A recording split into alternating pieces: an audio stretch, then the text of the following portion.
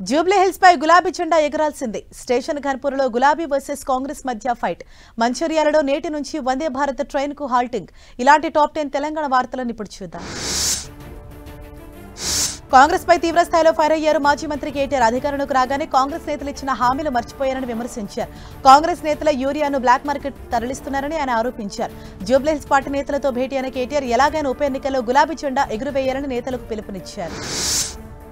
Fee reimbursement పై కాంగ్రెస్ ప్రభుత్వాన్ని target చేశారు కేంద్ర మంత్రి బండి సంజయ్. ఫీజు రీయింబర్స్మెంట్ కి బ్రాండ్ అంబాసిడర్ అని కాంగ్రెస్ చెప్పుకుందన్నారు. రాష్ట్ర ప్రభుత్వం నిర్వాహకం వల్ల 15 లక్షల మంది విద్యార్థుల భవిష్యత్తు నాశనమవుతోందని విమర్శించారు. గత కేసీఆర్ ప్రభుత్వానికి కాంగ్రెస్ ప్రభుత్వానికి తేడా ఏముందని ఆయన ప్రశ్నించారు. మంచిర్యాల జిల్లా కేంద్రంలో వందే భారత్ రైతులను కేంద్ర మంత్రి బండి సంజయ్, రాష్ట్ర మంత్రి జి వివేక్, ఎంపీ గడ్డం వంశీకృష్ణ, ఎమ్మెల్సీ అంజిరెడ్డి కలిసి ప్రారంభించారు. దీంతో ఇవాల్టి మంచిర్యాల రైల్వే స్టేషన్లో వందే భారత్ ట్రైన్ కు హాల్టింగ్ కొనసాగుతుంది. ఈ కార్యక్రమంలో బీజేపీ, కాంగ్రెస్ కార్యకర్తలు పెద్ద ఎత్తున తరలివచ్చారు. బకాయిలు చెల్లించుకుంటే ఎల్లుండి నుంచి ఆరోగ్యశ్రీ సేవలు బంద్ చేస్తున్నట్లు నెట్వర్క్ హాస్పిటల్స్ ప్రకటించాయి. 12 నెలలకు సంబంధించి 1400 కోట్ల బకాయిలు చెల్లించాలని నెట్వర్క్ హాస్పిటల్స్ డిమాండ్ చేశాయి. రాష్ట్ర వ్యాప్తంగా 330 ప్రైవేట్ హాస్పిటల్స్ లో ఆరోగ్యశ్రీ సేవలు నిలిపివేతకు నిర్ణయం తీసుకున్నట్లు ప్రకటించాయి. 22 నెలలుగా ఈహెచ్ఎస్, జేహెచ్ఎస్ బకాయిలు ఇవ్వలేదని నెట్వర్క్ హాస్పిటల్స్ ఆరోపించాయి. భారీ వర్షాలకు మేడ్చల్ జిల్లా జీడిమెట్ల కొంపల్లి మున్సిపల్ పరిధిలోని జయభేరి పార్క్ మరియు పియర్సన్ స్కూల్ నీట మునిగింది. రోడ్లన్నీ జలమయమయ్యాయి. పలు అపార్ట్మెంట్లు ఇళ్లలోకి వరద నీరు చేరడంతో కాలనీ వాసులు అవస్థలు పడుతున్నారు. వర్షపు నీరు వెళ్లే నాలాలు కబ్జాకు గురి కావటమే ఇందుకు కారణమని, ఇప్పటికైనా శాశ్వత పరిష్కారం చూపాలని కాలనీ వాసులు చెబుతున్నారు.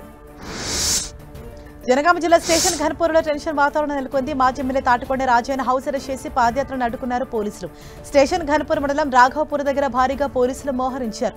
రఘునాథపల్లి మండలంలోని కుర్చిపల్లి నుంచి రాజయ్య పాదయాత్ర జరగాల్సి ఉండగా ఆయన్ని అరెస్ట్ చేశారు. హైదరాబాద్లోని అఫ్జల్ సాగర్ నాలాను హైడ్రా కమిషనర్ రంగనాథ్, కలెక్టర్ హరిచంద్ర పరిశీలించారు. గల్లంతైన వారి కుటుంబ సభ్యులతో మాట్లాడిన రంగనాథ్ వారికి ధైర్యం చెప్పారు. అర్జున్, రాము గల్లంతై 12 గంటలు గడిచినా ఇప్పటికీ వారి ఆచూకీ లభించలేదు. మరోవైపు ఎన్డీఆర్ఎఫ్ టీం ఆధ్వర్యంలో మూసీలో గాలింపు చర్యలు కొనసాగుతున్నాయి. వికారాబాద్ జిల్లా పూడూరు మండలం మన్నేగూడ నుండి అప్పా జంక్షన్ వరకు నిర్మించబోయే నేషనల్ హైవే పనులకు అడ్డంకులు తొలగిపోయాయని పరిగి ఎమ్మెల్యే రామ్మోహన్ రెడ్డి తెలిపారు. పర్యావరణ పరిరక్షణ దృష్టిలో ఉంచుకుని ప్రస్తుతం రోడ్డుకి ఇరువైపులా ఉన్న 950 మర్రి వృక్షాల్లో 150 చెట్లను మాత్రమే వేర్లతో సహా తొలగించి మరో ప్రదేశంలో నాటేందుకు చర్యలు చేపడుతున్నామన్నారు. జగిత్యాల జిల్లా కలెక్టరేట్ ఆవరణలో గంగపుత్రులు నిరసన తెలిపారు. కోనరావుపేట కొండికర్ల గ్రామానికి చెందిన గంగపుత్రులు తమ ఊరికి సంబంధించిన చెరువులు తమకు చెందారని, ముదిరాజులు తమ చెరువులపై ఆధిపత్యం చెలాయిస్తూ తమకు అన్యాయం చేస్తున్నారని ఆరోపిస్తున్నారు. తమకు న్యాయం జరిగేలా పోరాడతామన్నారు. యూరియా కొరతను నిరసిస్తూ కరీంనగర్ రూరల్ మండలం గోపాల్పూర్ ఎక్స్ రోడ్ వద్ద బీఆర్ఎస్ నిరసన చేపట్టింది. రోడ్డుపై యూరియా సంచులు పెట్టి ఆడిన బతుకమ్మ కార్యక్రమంలో ఎమ్మెల్యే గంగుల కమలాకర్ పాల్గొని రైతులకు మద్దతు ప్రకటించారు. అటు సిద్దిపేట జిల్లా గజ్వేల్, జగదేవ్పూర్లోనూ రైతులు యూరియా కోసం ఆందోళన నిర్వహించారు.